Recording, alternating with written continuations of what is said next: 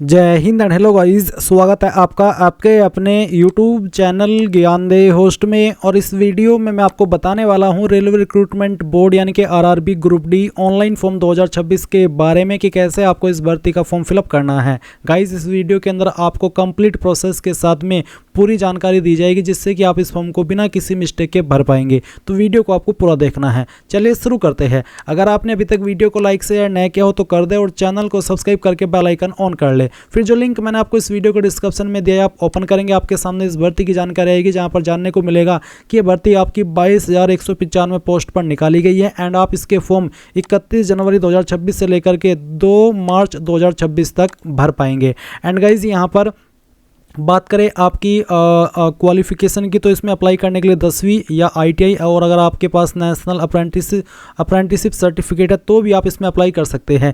ITI और 10वीं दोनों कंपलसरी नहीं है, सिंपल 10वीं पास भी इसमें अप्लाई कर सकते हैं।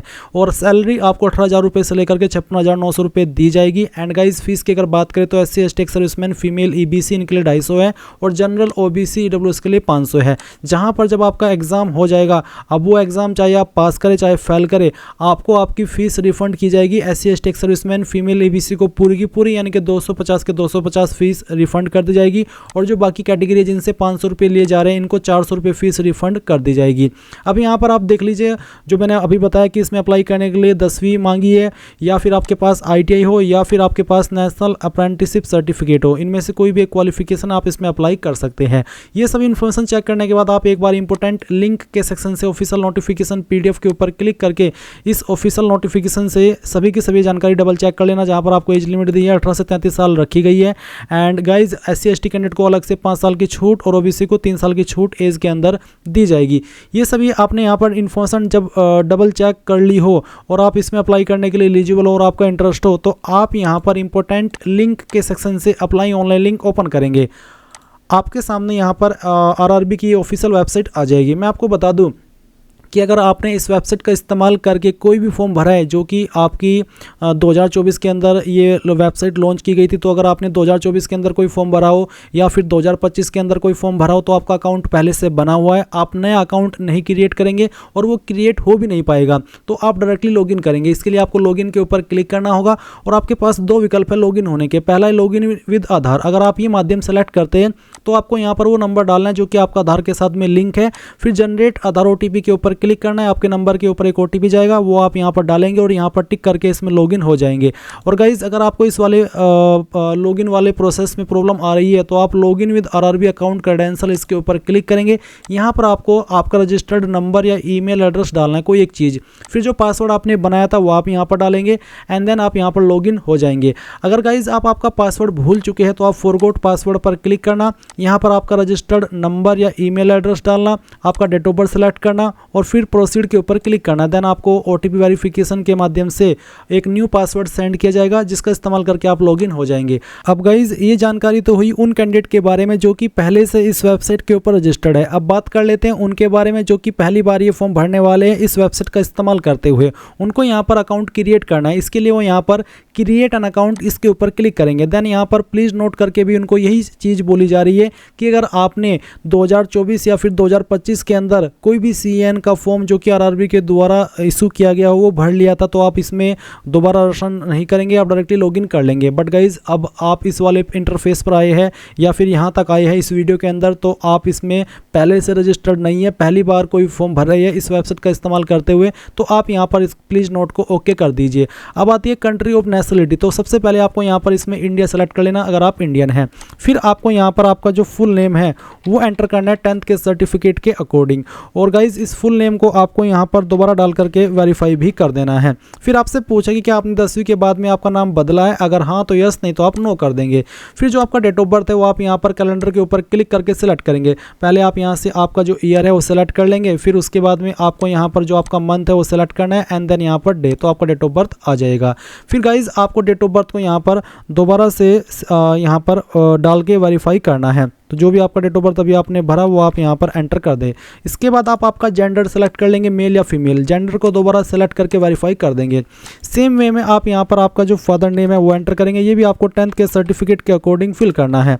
तो फादर नेम को आपको यहाँ पर दोबारा डाल करके वेरीफाई कर देना है। इसके बाद आप यहाँ पर आपकी माताजी का नाम एंटर करेंगे, माताजी के नाम को दोबारा डाल करके वेरीफाई कर देंगे। फिर आती कॉन्टैक्ट डिटेल, यहाँ पर आप आपकी ईमेल एड्रेस डालेंगे जो कि आप रजिस्टर करना चाहते हैं और फिर जनरेट ईमेल ओटीपी के ऊपर क्लिक करेंगे। आपकी इस ईमेल के ऊपर एक ओटीपी सेंड किया जाएगा जो कि आप यहाँ पर डाल करके वेरीफाई कर देंगे। सेम वे में आप आपका मोबाइल नंबर डालेंगे और जनरेट मोबाइल ओटीपी इसके ऊपर क्लिक करके इसको भी वेरीफाई कर देंगे। अब आपके पास 3 ऑप्शन नीचे यहाँ पर है, एक है वेरिफिकेशन थ्रू डिजिलॉकर और दूसरा है वेरिफिकेशन थ्रू आधार कार्ड या फिर I do not have Aadhaar card.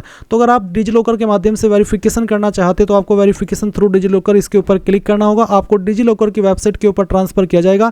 अगर आपका डिजिलॉकर की वेबसाइट के ऊपर पहले से अकाउंट बना हुआ है तो आप डायरेक्टली लॉगिन करके अपनी परमिशंस अलाउ कर देंगे और जो आपकी डिटेल्स हैं जो भी आपने वहाँ पर डिजिलॉकर के ऊपर डॉक्यूमेंट्स अपलोड किए हैं वो यहाँ पर सभी फैच कर ले जाएंगे। और अगर आप आधार कार्ड के थ्रू इसमें वेरिफिकेशन कराना चाहते तो आप इसके ऊपर क्लिक करेंगे, देन आपको आधार की वेबसाइट के ऊपर ट्रांसफर किया जाएगा। वो कैसे आप देख लीजिए, नीचे यहाँ पर आपसे आपका आधार नंबर मांगा है, जैसे आप आपका आधार नंबर डालेंगे जनरेट आधार ओटीपी के ऊपर क्लिक करेंगे तो गाइज यहाँ पर एक ओटीपी आपको सेंड किया जाएगा, वो ओटीपी डालेंगे और वेरीफाई के ऊपर क्लिक करके उसको वेरीफाई कर देंगे। इसके बाद आप यहाँ पर टिक करेंगे, फिर आप एक पासवर्ड क्रिएट करेंगे।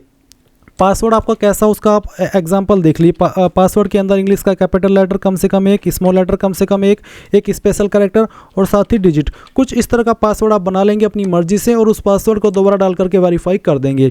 फिर आप यहाँ पर आई एम नॉट रोबोट के ऊपर क्लिक करेंगे और preview and create an account इसके ऊपर क्लिक करेंगे।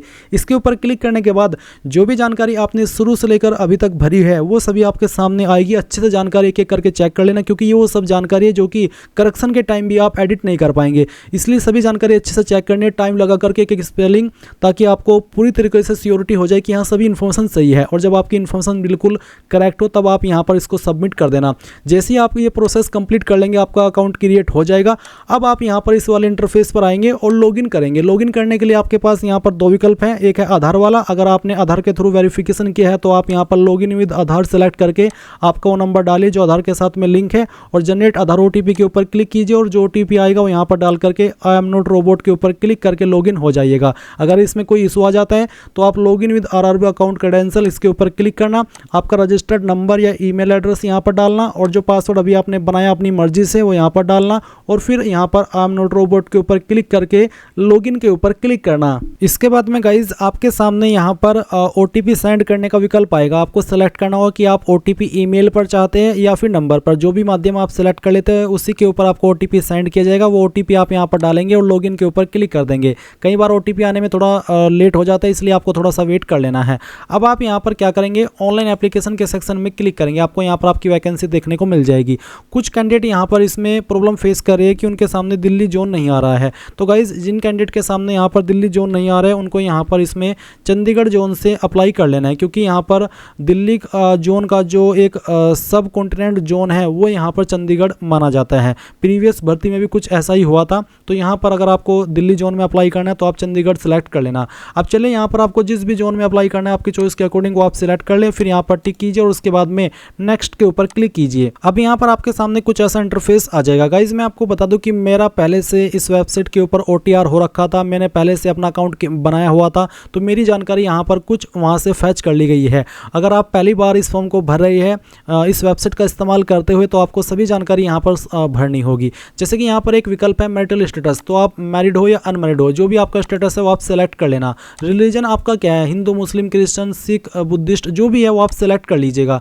अगर आप मुस्लिम है तो आपसे यहाँ पर एक सवाल पूछे कि do you wish to avail fee exemption, यानी कि जो फी एग्जाम्शन मिलता है आपको, जो कि अगर आप जनरल OBC WS से आप यहाँ पर अभी 500 रुपये फीस पे कर रहे हो, जब आपका एग्जाम हो जाएगा तो आपको 400 रुपये फीस रिफंड होगी और जो बाकी कैटेगरी कैंडिडेट है उनको यहाँ पर पूरी की पूरी फीस रिफंड कर दी जाएगी। तो ये उसी के संबंध में सवाल है जिसमें आपको अगर आपने यस कर दिया तो आपको जो फीस रिफंड जो मिलता है वो मिलेगा, और अगर आपने यहाँ पर नो कर दिया तो गाइज आपको आपकी जो फीस है वो रिफंड नहीं की जाएगी। अब गाइज आगे बढ़ने से पहले मैं यहाँ पर आपको ये स्पेशल जानकारी दे रहा हूँ जो कि आपके लिए काफ़ी इंपॉर्टेंट रहेगी, इसलिए आप इस पार्ट को स्किप मत कीजिएगा। तो गाइज जैसा कि आप सब जानते हैं कि आपके RRB ग्रुप डी के फॉर्म आ चुके हैं, तो ऐसे में यहाँ पर आप आपकी प्रिपरेशन कहीं ना कहीं से कर ही रहे हैं, तो क्यों ना मैं आपको यहाँ पर एक बहुत ही अच्छा PDF सजेस्ट करूँ, बहुत ही अच्छा कंटेंट सजेस्ट करूँ, जहाँ से आप आपकी की जो तैयारी है वो बहुत ही कम प्राइस के साथ में बहुत ही अच्छे तरीके से कर सकते हैं। गाइज आपके लिए यहाँ पर आरआरबी ग्रुप डी संपूर्ण चयन सेट 10+2 लेवल का लेकर के आया है।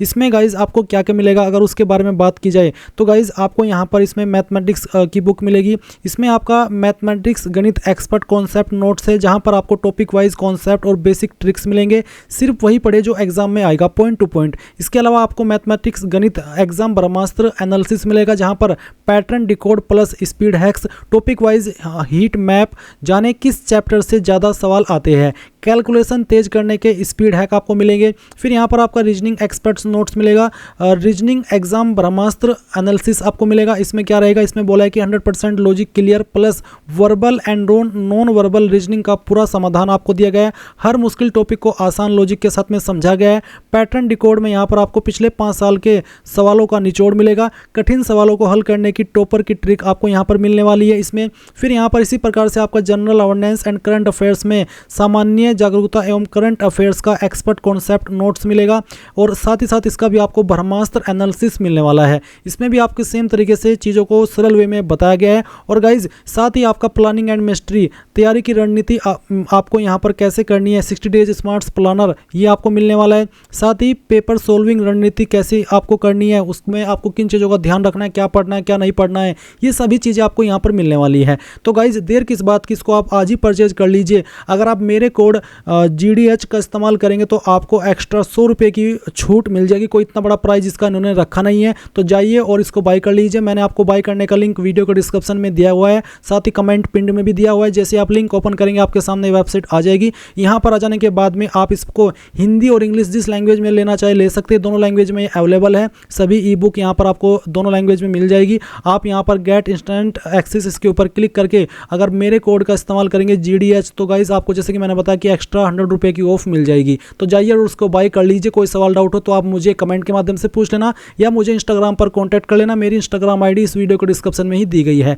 और मैं बता भी देता हूँ अमजद मलिक AMZADMALIK00। यहाँ पर आप मुझे फॉलो करके मैसेज कर दीजिए अगर आपको कोई भी इशू आता है। जैसे कि मैंने यहाँ पर इस वाले ऑप्शन में यस किया तो यस करने पर यहाँ पर मेरे सामने एक इन्फॉर्मेशन आई है जहाँ पर ये बोला है कि you have claimed waiver of examination fee, you will be required to furnish an affidavit on non judicial stamp paper mentioning your minority community at the time of document verification. यानी कि आपको यहाँ पर आपका जो कास्ट सर्टिफिकेट है वो show करना होगा जिसमें कि आपको ये दर्शाया गया हो कि हाँ आप आपकी जो फीस है वो रिफंड चाहते हैं। तो आप यहाँ पर I understand and I agree इसके ऊपर क्लिक करेंगे। अगर यहाँ पर आप do you wish to avail fee examination में नो कर देते हैं तो गाइज आपको जो फीस रिफंड होती है आपके एग्जाम के बाद में वो फीस रिफंड नहीं होगी। इसलिए आप यहाँ पर सभी कैंडिडेट अगर आपके सामने ये ऑप्शन आए तो आप इसमें यस करना। फिर जब आपका एग्जाम हो जाएगा तो जनरल OBC EWS को 400 रुपये फीस रिफंड होगी और जो बाकी कैटेगरी कैंडिडेट हैं उनको यहाँ पर जो पूरी की पूरी फीस है वो रिफंड कर दी जाएगी। अब आता है मदर टंग, यानी कि आपकी मातृभाषा कौन सी है। आप जिस भी स्टेट में हैं और उस स्टेट की जो लोकल लैंग्वेज है वो जो वहाँ पर बोली जाती है वो लोकल लैंग्वेज आप यहाँ पर सेलेक्ट कर लेंगे, वही आपकी मदर टंग कहलाई जाती है। अब आता है choice of language for examination. आपकी जो एग्जाम है वो आप किस लैंग्वेज में देना चाहते हैं, इनमें से जो भी लैंग्वेज आप सेलेक्ट कर लेंगे फिर इसी लैंग्वेज में आपको एग्जाम देना होगा। फिर आता है permanent visible mark of identification. आपकी बॉडी के ऊपर ऐसा निशान जिससे आपकी बॉडी की पहचान होती है, निशान आपकी बॉडी के ऊपर कहीं पर भी हो सकता है, तो इस निशान के बारे में आपको यहाँ पर लिख देना है। और ये निशान आपका जलने का, कटने का, बर्थ मार्क कुछ भी हो सकता है। फिर दूसरा मार्क है, अगर आपकी बॉडी के ऊपर एक से ज़्यादा निशान है तो आप दूसरे निशान के बारे में यहाँ पर लिख दीजिए। इसके बाद आती है कास्ट कम्युनिटी, यानी कि आपकी कास्ट कैटेगरी कौन सी है, जनरल हो, ST हो, OBC हो या फिर EWS है।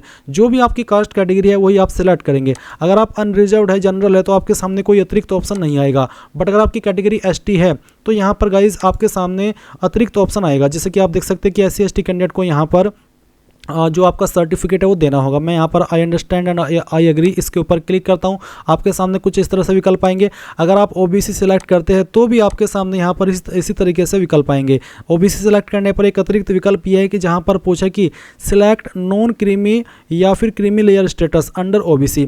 अगर आप OBC क्रीमी लेयर है तो आपको जनरल के रूप में कंसिडर किया जाएगा, और अगर आप नॉन क्रीमी लेयर OBC तो फिर आपको जो रिजर्वेशन के फ़ायदे हैं वो यहाँ पर मिलेंगे। तो चलिए मैं यहाँ पर नॉन क्रीमी लेयर सेलेक्ट करता हूँ तो इसके बाद में आपको ये बोला है कि जो आपका ओबीसी सर्टिफिकेट है वो आपका 1 अप्रैल 2025 के बाद का बना होना चाहिए और 2 मार्च 2026 के बीच, यानी कि आपका कास्ट सर्टिफिकेट 1 अप्रैल 2025 से लेकर के 2 मार्च 2026 के बीच का बना होना चाहिए और उसमें जो आपकी मैक्सिमम इनकम है वो 8 लाख से ज़्यादा ना हो। अगर उसमें 8 लाख से ज़्यादा इनकम आपने दिखाई तो फिर आपको यहाँ पर रिजर्वेशन का फ़ायदा ओबीसी का नहीं मिलेगा, तो उससे कम ही रहनी चाहिए। तो आप I understand and I agree इसके ऊपर क्लिक कर देंगे। रही बात विकल्प की, तो विकल्प इस तरह से आपके सामने आएंगे। अगर आप SC ST है तो भी आपके सामने ये सब विकल्प आएंगे और अगर आप ओबीसी है तो भी आपके सामने यही वाले विकल्प आएंगे। जहाँ पर पूछे नेम ऑफ द कास्ट, अब जो आपका सर्टिफिकेट है वो आपका सेंट्रल का बना होना चाहिए क्योंकि गाइज ये भर्ती सेंट्रल गवर्नमेंट की है। अभी आप वीडियो के अंदर एक सेंट्रल का कास्ट सर्टिफिकेट देख रहे हैं जो कि ओबीसी का है। इसमें यहाँ पर आपको मैं ये चीज़ एक्सप्लेन करूँगा कि कहाँ पर क्या जानकारी लिखी होती है। तो इसमें गाइज अभी सबसे पहले आपसे पूछिए इसमें नेम ऑफ द कास्ट, तो कास्ट इसमें कहाँ पर मेंशन होती है। तो इसमें यहाँ पर आप देख सकते हैं इस कैंडिडेट की जो कास्ट है वो यहाँ पर लिखा गया है तेली कम्युनिटी। आप देख सकते हैं Uttar Pradesh state belongs to the Teli community, यानी कि यहाँ पर जो आपका लिखा होगा कास्ट वो कास्ट आपको यहाँ पर इसमें नेम ऑफ द कास्ट में लिख देना है इस तरह से। उसके बाद में पूछा है कम्युनिटी सर्टिफिकेट नंबर, तो कम्युनिटी सर्टिफिकेट नंबर क्या है आप यहाँ पर देख सकते हैं इसमें आवेदन क्रमांक है और प्रमाण पत्र क्रमांक है। तो गाइज जो आपका प्रमाण पत्र क्रमांक है यही आपका सर्टिफिकेट नंबर कहलाया जाता है। तो आप यहाँ पर इसमें सर्टिफिकेट नंबर में जो आपके सर्टिफिकेट में लिखा है प्रमाण पत्र क्रमांक वो लिख देंगे। उसके बाद आता है कम्युनिटी सर्टिफिकेट इशूइंग अथॉरिटी, कौन सी अथॉरिटी ने इसको जारी किया। यहाँ पर काफ़ी सारी पोस्ट दी गई है।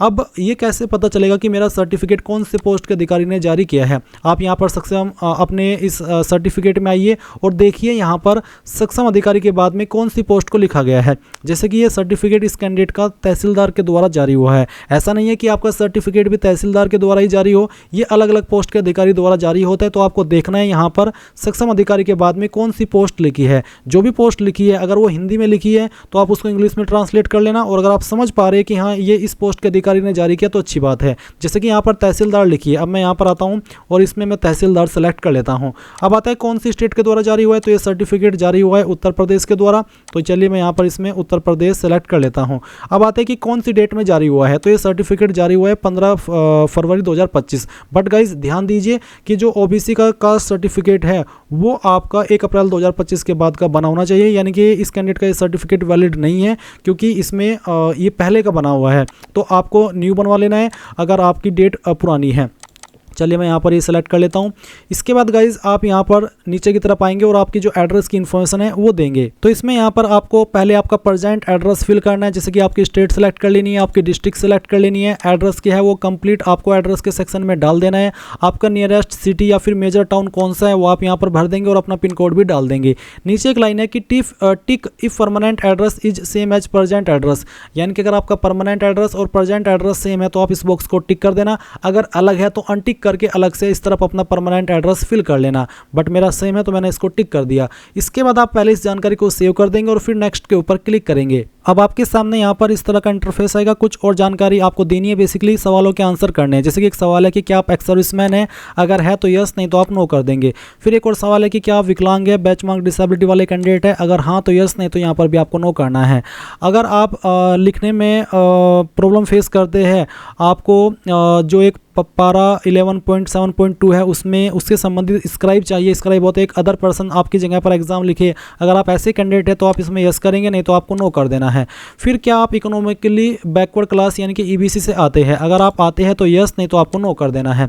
फिर पूछा कि क्या आप इंडियन रेलवेज के एम्प्लॉई है, अगर है तो यस, नहीं तो यहाँ पर भी आपको नो करना है। फिर एक और सवाल है current employment detail other than employ of railway, railway के अतिरिक्त अगर आप किसी और विभाग में एम्प्लॉयड है तो आपको यहाँ पर बताना होगा कि आप सेंट्रल गवर्नमेंट में है, स्टेट गवर्नमेंट में है या फिर पब्लिक सेक्टर अंडरटेकिंग में है। बट अगर आप बेरोजगार है तो आप इसमें नॉट एप्लीकेबल सेलेक्ट कर देना। फिर पूछा है कि are you a course completed act apprentice in railway, यानी कि क्या आपने जो एक्ट अप्रेंटिस होता है, अप्रेंटिसशिप होती है, क्या वो आपने रेलवे के अंदर कंप्लीट कर ली है और आपके पास यहाँ पर एनएसी यानी कि नेशनल अप्रेंटिसशिप सर्टिफिकेट है जो कि एनसीवीटी के द्वारा दिया गया हो। अगर हाँ तो यस, नहीं तो आप नो करेंगे। अगर आप यस करते हैं तो फिर आपको यहाँ पर किस ट्रेड में ये सर्टिफिकेट मिला है वो बताना होगा। ट्रेनिंग आपने कब से स्टार्ट की थी वो डेट सेलेक्ट करनी होगी, कब तक की थी वो डेट आपको यहाँ पर बतानी होगी। और साथ आपसे पूछा है कि क्या आपका रिजल्ट डिक्लेयर्ड हो गया है, अगर हाँ तो यस, यस करने पर आपको सर्टिफिकेट नंबर देना होगा और सर्टिफिकेट की डेट क्या है, कब आपको सर्टिफिकेट मिला वो डेट भी आपको बतानी होगी। बट अगर गाइज आपने नेशनल अप्रेंटिसशिप सर्टिफिकेट प्राप्त नहीं किया, आपने नहीं किया रेलवे के अंदर एनएसी, तो आप यहाँ पर नो कर देंगे। इसके बाद गाइज यहाँ पर नीचे बैंक डिटेल दी गई है, तो आप यहाँ पर किस बैंक अकाउंट के अंदर अपनी फीस रिफंड चाहते हैं वो डिटेल फिल करेंगे। तो यहाँ पर अकाउंट होल्डर नेम यानी कि जिसके नाम पर बैंक अकाउंट है उसका नाम आप यहाँ पर डालेंगे, बैंक अकाउंट का नंबर डालेंगे, बैंक अकाउंट नंबर दोबारा जैसे आप डालेंगे और फिर आप यहाँ पर जो IFSC कोड है वो डालेंगे और कंफर्म करेंगे तो आपके बैंक का नाम और बैंक का एड्रेस ऑटोमेटिकली आ जाएगा। अब ये जो IFSC कोड है ये आपको आपकी पासबुक के ऊपर भी मिल जाएगा देखने को, और जो आपकी चेकबुक है वहाँ पर भी मिल जाएगा। इसके बाद गाइज आप यहाँ पर नीचे आइएगा और सेव के ऊपर क्लिक करके नेक्स्ट के ऊपर क्लिक करिएगा। नाउ आपके सामने क्वालिफिकेशन की जानकारी आ चुकी है, तो मेरी जानकारी पहले से भरी हुई है, तो मैं यहाँ पर दिखाता हूँ कि कैसे आपको 10वीं की जानकारी भरनी है। अगर आप फर्स्ट टाइम इस फॉर्म को भर रहे हैं इस वेबसाइट का इस्तेमाल करते हुए, तो आप मैट्रिकुलेशन सेलेक्ट कर लेंगे, फिर स्टेट बताएंगे कि कहाँ से आपने आपकी 10वीं की है, कौन सी डिस्ट्रिक्ट के द्वारा की है वो डिस्ट्रिक्ट सेलेक्ट कर लेंगे और अपने बोर्ड का नाम यहाँ पर डाल देंगे। किस डेट में पास कर ली थी वो डेट सेलेक्ट करेंगे, आपका 10वीं का रोल नंबर और फिर आपका जो 10वीं का सीरियल नंबर है या फिर सर्टिफिकेट नंबर है कोई एक चीज़ यहाँ पर डाल देंगे। इसके बाद आप इसको सेव के ऊपर क्लिक करेंगे तो जानकारी आपकी ऐड हो जाएगी। अब गाइज अगर आप इसमें नेशनल अप्रेंटिसशिप सर्टिफिकेट के माध्यम से अप्लाई कर रहे हैं तो आप यहाँ पर NAC सेलेक्ट करेंगे, फिर बताएंगे कौन सा ट्रेड है, तो इसमें एनी डिसिप्लिन है तो एनी डिसिप्लिन सेलेक्ट कर लेना, स्टेट सेलेक्ट करना, डिस्ट्रिक्ट सेलेक्ट करना जहाँ से आपने ITI की है, आपके इंस्टीट्यूट का नाम, date of passing, certificate number और सर्टिफिकेट NCVT के द्वारा ही होना चाहिए तो आप इसको सेलेक्ट कर लेंगे। Certificate type and national apprenticeship certificate select करके ऐड के ऊपर क्लिक कर देंगे तो ये जानकारी आपकी ऐड हो जाएगी। अब अगर आप ITI के माध्यम से अप्लाई करें तो आप ITI सेलेक्ट करेंगे, ट्रेड सेलेक्ट करेंगे, एनी डिसिप्लिन इसमें ऑप्शन है यानी कि कोई भी डिसिप्लिन वाला इसमें अप्लाई कर सकता है, फिर आपकी स्टेट, आपकी डिस्ट्रिक्ट, आपका इंस्टीट्यूट का नाम जहाँ से आपने ITI की है, डेट ऑफ पासिंग, सर्टिफिकेट किसके द्वारा मिला है NCVT या फिर SCVT वो सेलेक्ट करेंगे और सर्टिफिकेट टाइप आपको बताना है कि नेशनल ट्रेड सर्टिफिकेट है या फिर स्टेट ट्रेड सर्टिफिकेट है और फिर आप ऐड के ऊपर क्लिक करके इसको भी ऐड कर देंगे। इसके अलावा अगर आप 12वीं की इन्फॉर्मेशन देना चाहते हैं, आपने 12वीं किया तो आप दे सकते हैं, वैसे कंपलसरी रूप में इसमें या तो 10वीं या ITI या फिर NAC यानी कि नेशनल अप्रेंटिसशिप सर्टिफिकेट, बट अगर आप 12वीं की इन्फॉर्मेशन देना चाहें तो आप दे सकते हैं यहाँ पर अगर विकल्प आ रहा है, नहीं तो सिंपल 10वीं की जानकारी भरिए और आगे कुछ और भरने की आवश्यकता नहीं है। अब आप यहाँ पर नेक्स्ट के ऊपर क्लिक करिएगा। इसके बाद गाइज आपके सामने फोटो का ऑप्शन आता है और सिग्नेचर का ऑप्शन आता है। आपके फ़ोटो का साइज कितना होना चाहिए यहाँ पर दिया 30 से 49 KB के बीच में, और आपका जो फोटो है किस तरह का रिजेक्ट होगा वो आप देख लीजिए और किस तरह का एक्सेप्ट होगा वो भी यहाँ पर आपको दिया गया है। तो आप आपका पहले फ़ोटो अपलोड करेंगे, आप फ़ोटो मोबाइल से भी अपलोड कर सकते हैं। चलिए मैं आपको बताता हूँ कि कैसे आपको फोटो का प्रोसेस और सिग्नेचर का प्रोसेस कंप्लीट करना है। तो आपको यहाँ पर क्या करना है, आपको कैप्चर लाइव इमेज इसके ऊपर क्लिक करना है और आपको बोला है फोटो कैप्चरिंग इंस्ट्रक्शंस। तो यहाँ पर क्या करें और क्या ना करें, you are allowed to capture only 3 times within 5 minute. 5 minute के अंदर 3 मौके आपको मिलेंगे अपलोड करने के। Sit in a well lit area in front of a light coloured background, sit at the centre and align your face with the red circle. यानी कि क्या क्या चीज़ आपको करनी है और क्या चीज़ आपको नहीं करनी है वो आपको यहाँ पर बोला गया है। तो कैप्चर लाइव इमेज इसके ऊपर क्लिक कीजिए और आपसे पूछे कि आप जुड़वा है, अगर हाँ तो यस, नहीं तो आप नो करेंगे। नो करने के बाद आप कैप्चर लाइव इमेज इसके ऊपर क्लिक करेंगे और आपको आपका जो फेस है इस वाले बॉक्स के अंदर एडजस्ट करना है। गाइज जैसे ही आपका फोटो अपलोड हो जाए तो आप यहाँ पर आपका सिग्नेचर अपलोड करेंगे। इसका साइज जैसे कि यहाँ पर मेंशन किया गया कि 30 से 49 KB के बीच में होना चाहिए। तो आप ब्राउज के ऊपर क्लिक कीजिए, जहाँ पर आपकी सिग्नेचर की फाइल है वो आपको यहाँ पर सेलेक्ट करनी है और इसको ओपन करना है। आपका सिग्नेचर यहाँ पर आएगा और अगर उसमें कोई इशू हुआ तो आपको एरर दे दिया जाएगा। तो आप यहाँ पर सटीक फाइल सेलेक्ट करेंगे दिए गए इंस्ट्रक्शंस के अकॉर्डिंग, जो कि आपकी रिजेक्ट ना हो। चलिए मैं यह फाइल सेलेक्ट करता हूँ, ओपन करता हूँ। और गाइज़ अगर आप सही फाइल यहाँ पर सेलेक्ट करेंगे तो इस तरह से आपके सामने आ जाएगी। आप यहाँ पर इस तरह से आपका जो सिग्नेचर है वो सेलेक्ट कर यहाँ पर उसको एडजस्ट करेंगे और एडजस्ट करने के बाद में राइट आइकन के ऊपर क्लिक करेंगे और फिर आप यहाँ पर देखेंगे कि आपका जो सिग्नेचर है वो इस तरह से आ जाएगा। फिर आप यहाँ पर टिक करेंगे और सेव के ऊपर क्लिक करके इसको सेव कर देंगे और फिर आप नेक्स्ट के ऊपर क्लिक करेंगे। इसके बाद गाइज आपके सामने यहाँ पर पोस्ट प्रेफरेंस वाला ऑप्शन आएगा। तो आपको इस तरह से यहाँ पर जानकारी देखने को मिलेगी, आपको किन किन जोन के लिए आप एलिजिबल है या फिर किन पोस्ट पर एलिजिबल है वो देखने को मिल जाएगा। आप यहाँ पर प्लस के आइकन के ऊपर क्लिक करके ये अपनी प्रेफरेंस देंगे कि मैं इस पोस्ट को किस नंबर पर प्रेफरेंस देना चाहता हूँ। तो एक एक करके आपको यहाँ पर आपकी चॉइस के अकॉर्डिंग अपनी पोस्ट प्रेफरेंस दे देनी है। और जैसे ही आप यहाँ पर ये सभी पोस्ट प्रेफरेंस देंगे तो नीचे इसके ऊपर टिक करना है, फिर नीचे की तरफ आना है, यहाँ पर टिक करना है, पहले इसमें आपको आपका नाम नहीं बल्कि उस जगह का नाम देना है जहां से आप फॉर्म को भर रहे हैं। तो आप यहां पर जिस भी सिटी से अपने फॉर्म भरे उसका नाम दे देना और सेव के ऊपर क्लिक करके प्रीव्यू पर क्लिक करना। इसके बाद आपने जो भी जानकारी आप भरी है वो सभी आपके सामने आएगी। सभी जानकारी जब आप चेक कर ले और पूरी तरीके से श्योर हो जाए कि यहाँ सभी जानकारी सही है तो आप यहाँ पर टिक करके सबमिट के ऊपर क्लिक करेंगे। देन गाइज आपको पेमेंट के पेज पर ट्रांसफर किया जाएगा और जब आप आपकी फीस जमा कर देंगे उसके बाद ही आपका जो फॉर्म है वो फाइनल सबमिट माना जाएगा। तो इस तरह से गाइज आप लोग railway RRB group D online form 2026 भर पाएंगे। आई होप ये प्रोसेस आपको पसंद आया होगा। So thanks for watching. जय हिंद।